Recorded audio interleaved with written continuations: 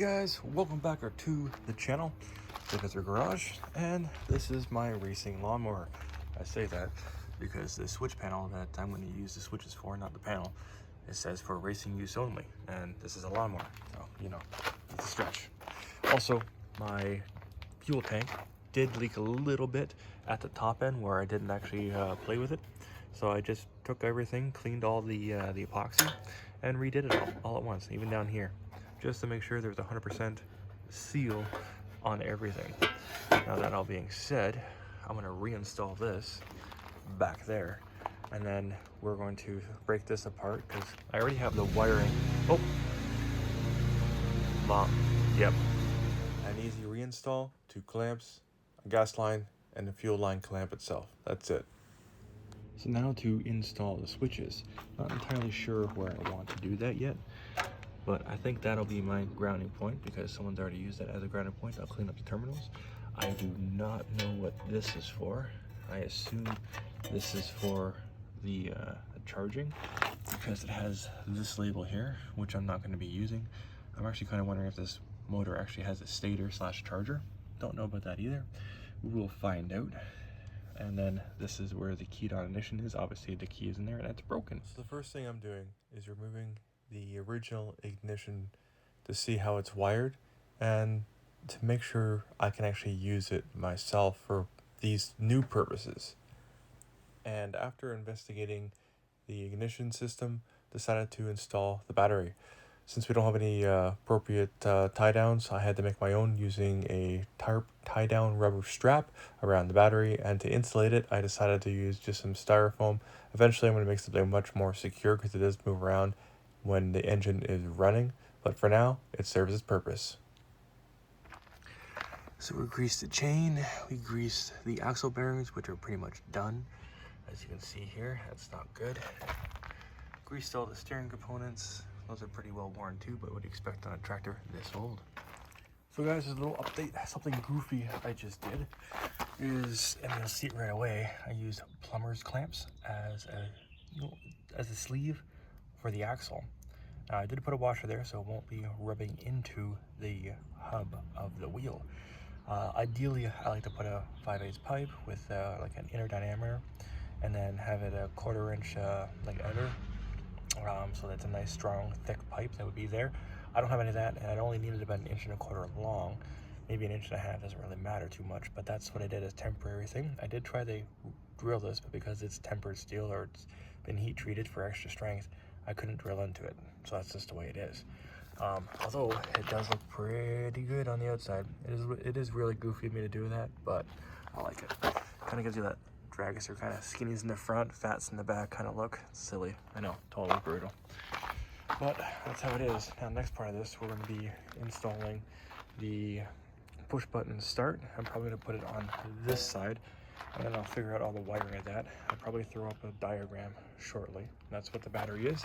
I clamped that on. That's for the insulator of it. You can put a little tray. My other one that does have a, what do you call it? My other tractor does have a little tray for that, and it did tentatively fit. I was going to use it on it. That goes to another tractor, which is just right over here. That's the next project.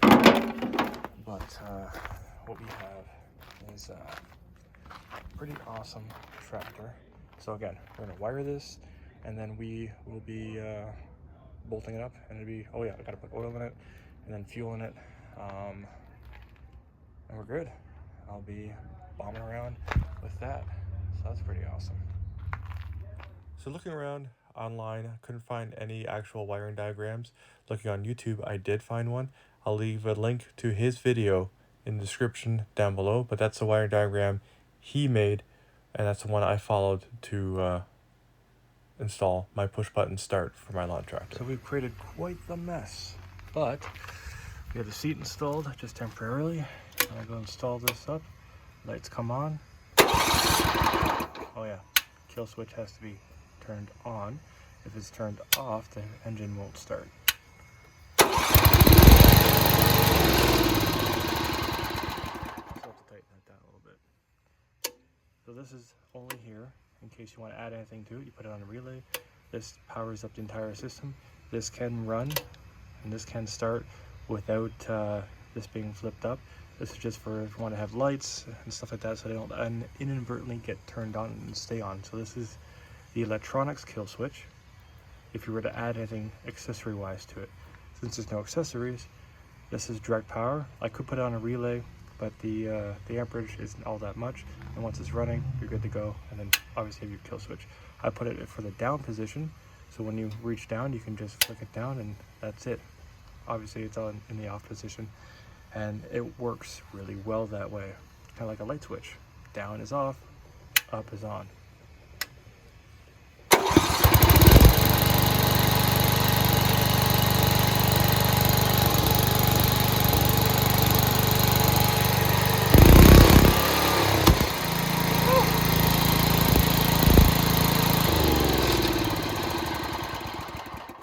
A little bit of a backfire there. She got some power. Good thing I'm wearing earplugs. So take a closer look at the wiring. This is the power going straight to the switch, and that cuts over to this switch. So when you turn this on, that sends power over to that switch. However, it is directly wired from the battery to the push button switch, and then back again to the starter. From here, you get the power going through, and it's always connected to the ground. If I was to take a wire from here and come around all the way around to the side here and touch this component right here, you could start the tractor. Now, the kill switch, that's right here. You flick it down, it's in the off position, cuts power. That's connected to here, which is also connected all the way through here, underneath here, to here. This is the kill switch for the motor, right there. And that's that. It looks a little bit more fancy than it needs to be, obviously because of this, but I kind of like that idea. Really cool. So, no word of a lie, I popped a wheelie and drove into this thing. That would have been really funny to have on video. It's too close in quarters. I put it in third gear. Dumb idea. This thing for short distances can pop a wheelie.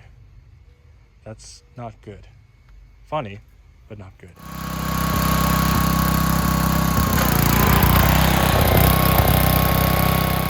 So yeah, I hit the brakes and I gently-ish.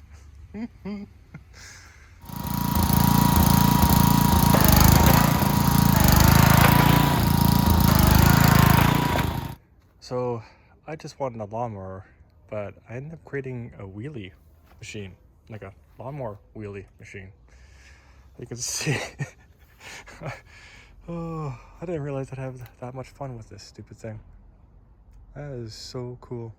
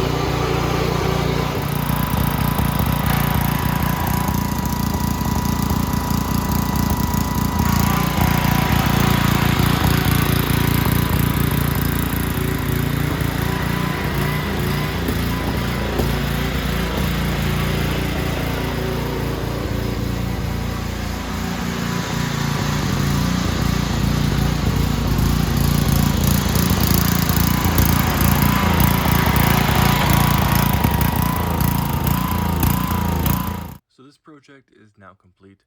Pretty awesome. Did not expect it to do wheelies, and I was so excited I forgot to film my outro. So please forgive me, and like, share, and subscribe. If you have any questions, comments, concerns, please leave them down below, and I'll get back to you guys as soon as I can. Be safe, guys. Have fun, and just enjoy the simplest things. This is like a 3-speed with a reverse gear, hilarious, chain driven, and I love it.